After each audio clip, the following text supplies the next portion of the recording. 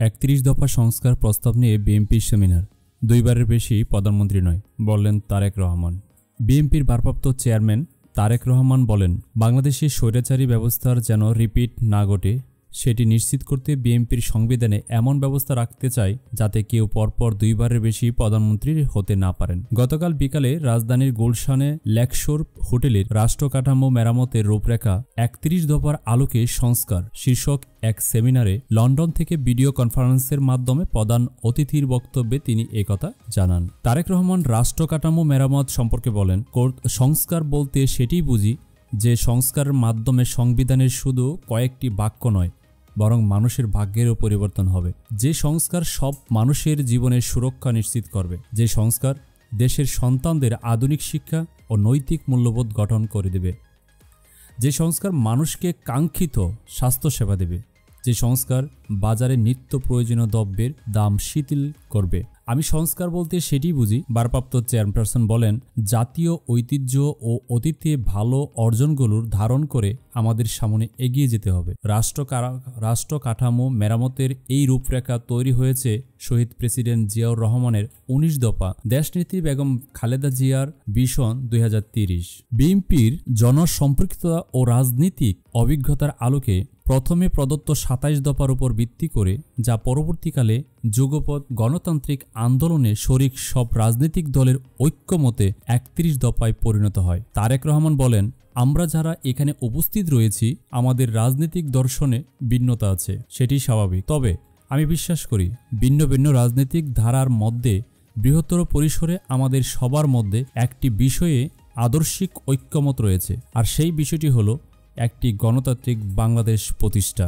দলের মহাসচিব মির্জা ফখরুল ইসলাম আলমগীরের সভাপতিত্বে শামা ওবায়েদ ও ফারজানা শারমিনের পরিচালনায় এই সেমিনারে জাতীয় পার্টি মোস্তফা কামাল হায়দার, নাগরিক ঐক্যের মাহমুদুর রহমান মান্নান, জামায়াতের ইসলামী রফিকুল ইসলাম খান, বাংলাদেশের বিপ্লবী ওয়ার্কার্স পার্টির সাইফুল হক, এনডিএম-এর ববি হাজ্জাজ, বাংলাদেশ লেবার পার্টির মুস্তাফিজুর রহমান ইরান, এছাড়াও সাংগঠনিক সম্পাদক মাহবুবুর রহমান শামীম সহ কেন্দ্রীয় ও অঙ্গ সংগঠনের নেতারা উপস্থিত ছিলেন। সেমিনারে যুক্তরাষ্ট্র, যুক্তরাজ্য, চীন, Russia, Australia, Norway, Pakistan, Bharat, Japan, সৌদি আরব, জাতিসংঘ, ইউরোপ ইউনিয়ন সহ বিভিন্ন দেশের কূটনীতিক, ঢাকা বিশ্ববিদ্যালয়ের সাবেক উপাচার্য অধ্যাপক আনোয়ার উল্লাহ চৌধুরী, অধ্যাপক নুরুল আমিন, অধ্যাপক এবিএম ওবায়দুল ইসলাম, অধ্যাপক শামসুল আলম সেলিম সহ বিভিন্ন বিশ্ববিদ্যালয়ের শিক্ষক, প্রকৌশলী, চিকিৎসক, আইনজীবী ও সাংবাদিক নেতারা উপস্থিত ছিলেন।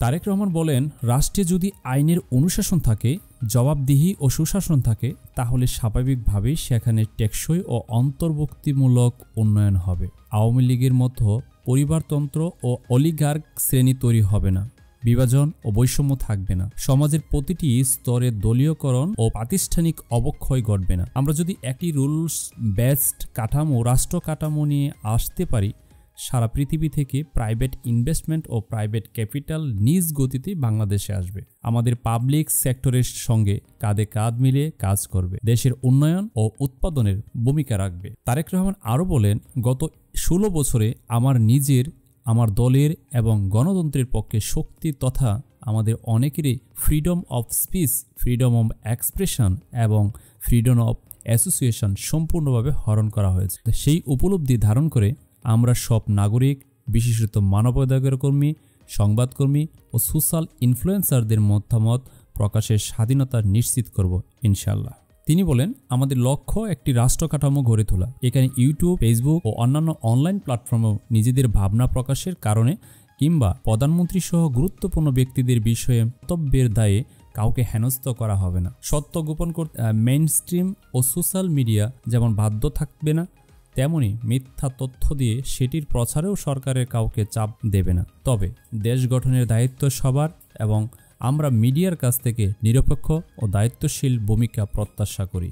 তারেক রহমান বলেন, বাংলাদেশের স্বৈরাচারী ব্যবস্থা যেন পুনরাবৃত্তি না ঘটে সেটি নিশ্চিত করতে বিএনপির সংবিধানে এমন ব্যবস্থা রাখতে চায় যাতে কেউ পরপর দুবারের বেশি প্রধানমন্ত্রী হতে না পারে।